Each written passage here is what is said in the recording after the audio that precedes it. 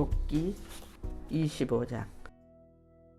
수아 사람 발단이 대답하여 이르되 하나님은 주권과 위엄을 가지셨고 높은 곳에서 화평을 베푸시니라. 그의 군대를 어찌 계수할 수 있으랴. 그가 비추는 광명을 받지 않는 자가 누구냐. 그런 중 하나님 앞에서 사람이 어찌 의롭다 하며 여자에게서 난 자가 어찌 깨끗하다 하랴. 보라, 그의 눈에는 달이라도 빛을 발하지 못하고 별도 빛나지 못하거든. 하물며 구더기 같은 사람, 벌레 같은 인생이랴. 26장. 욥이 대답하여 이르되 내게 힘없는 자를 참 잘도 도와주는구나. 기력 없는 팔을 참 잘도 구원하여 주는구나. 지혜 없는 자를 참 잘도 가르치는구나. 큰 지식을 참 잘도 자랑하는구나. 내가 누구를 향하여 말하느냐. 누구의 정신이 내게서 나왔느냐. 죽은 자의 영들이 물 밑에서 떨며 물에서 사는 것들도 그러하도다. 하나님 앞에서 수월도 벗은 몸으로 드러나며 멸망도 가림이 없음이라. 그는 북쪽을 허공에 펴시며 땅을 아무것도 없는 곳에 매다시며 물을 빽빽한 구름에 싸시니 그 밑에 구름이 찢어지지 아니하느니라. 그는 보름달을 가리시고 자기의 구름을 그 위에 펴시며 수면의 경계를 그으시니 빛과 어둠이 함께 끝나는 곳이니라. 그가 꾸짖은즉 하늘 기둥이 흔들리며 놀라니라. 그는 능력으로 바다를 잔잔하게 하시며 지혜로 라합을 깨뜨리시며 그의 입김으로 하늘을 맑게 하시고 손으로 날렵한 뱀을 무찌르나니 보라, 이런 것들은 그의 행사의 단편일 뿐이요 우리가 그에게서 들은 것도 속이는 소리일 뿐이니 그의 큰 능력이 우레소리를 누가 헤아리라. 27장. 욥이 또 풍자하여 이르되 나의 정당함을 물리친 하나님, 나의 영혼을 괴롭게 하신 전능자의 사심을 두고 맹세하노니 나의 호흡이 아직 내 속에 완전히 있고 하나님의 숨결이 아직도 내 코에 있느니라. 결코 내 입술이 불의를 말하지 아니하며 내 혀가 거짓말을 말하지 아니하리라. 나는 결코 너희를 옳다 하지 아니하겠고 내가 죽기 전에는 나의 온전함을 버리지 아니할 것이라. 내가 내 공의를 굳게 잡고 놓지 아니하리니 내 마음이 나의 생애를 비웃지 아니하리라. 나의 원수는 악인같이 되고 일어나 나를 치는 자는 불의한 자같이 되기를 원하노라. 불경건한 자가 이익을 얻었으나 하나님이 그의 영혼을 거두실 때에는 무슨 희망이 있으랴. 환난이 그에게 닥칠 때에 하나님이 어찌 그의 부르짖음을 들으시랴. 그가 어찌 전능자를 기뻐하겠느냐. 항상 하나님께 부르짖겠느냐. 하나님의 솜씨를 내가 너희에게 가르칠 것이요 전능자에게 있는 것을 내가 숨기지 아니하리라. 너희가 다 이것을 보았거늘 어찌하여 그토록 무익한 사람이 되었는고. 악인이 하나님께 얻을 분깃, 포악자가 전능자에게서 받을 산업은 이것이라. 그의 자손은 번성하여도 칼을 위함이요 그의 후손은 음식물로 배부르지 못할 것이며 그 남은 자들은 죽음의 병이 돌 때에 묻히리니 그들의 과부들이 울지 못할 것이며 그가 비록 은을 티끌같이 쌓고 의복을 진흙같이 준비할지라도 그가 준비한 것을 의인이 입을 것이요 그의 은은 죄 없는 자가 차지할 것이며 그가 지은 집은 조의 집 같고 파수꾼의 초막 같을 것이며 부자로 누우려니와 다시는 그렇지 못할 것이요 눈을 뜬즉 아무것도 없으리라.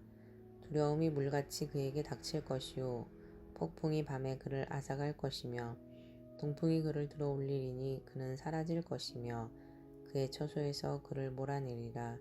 하나님은 그를 아끼지 아니하시고 던져버릴 것이니 그의 손에서 도망치려고 힘쓰리라. 사람들은 그를 바라보며 손뼉치고 그의 처소에서 그를 비웃으리라. 28장. 은이 나는 곳이 있고 금을 재련하는 곳이 있으며 철은 흙에서 캐내고 동은 돌에서 녹여 얻느니라. 사람은 어둠을 뚫고 모든 것을 끝까지 탐지하여 어둠과 죽음의 그늘에 있는 광석도 탐지하되 그는 사람이 사는 곳에서 멀리 떠나 갱도를 깊이 뚫고 발길이 닿지 않는 곳 사람이 없는 곳에 매달려 흔들리느니라. 음식은 땅으로부터 나오나 그 밑은 불처럼 변하였도다. 그 돌에는 청옥이 있고 사금도 있으며 그 길은 솔개도 알지 못하고 매의 눈도 보지 못하며 용맹스러운 짐승도 밟지 못하였고 사나운 사자도 그리로 지나가지 못하였느니라. 사람이 굳은 바위에 손을 대고 산을 뿌리까지 뒤엎으며 반석의 수로를 터서 각종 보물을 눈으로 발견하고 누수를 막아 스며나가지 않게 하고 감추어져 있던 것을 밝은 대로 끌어내느니라. 그러나 지혜는 어디서 얻으며 명철이 있는 곳은 어디인고 그 길을 사람이 알지 못하나니 사람 사는 땅에서는 찾을 수 없구나. 깊은 물이 이르기를 내 속에 있지 아니하다 하며 바다가 이르기를 나와 함께 있지 아니하다 하느니라.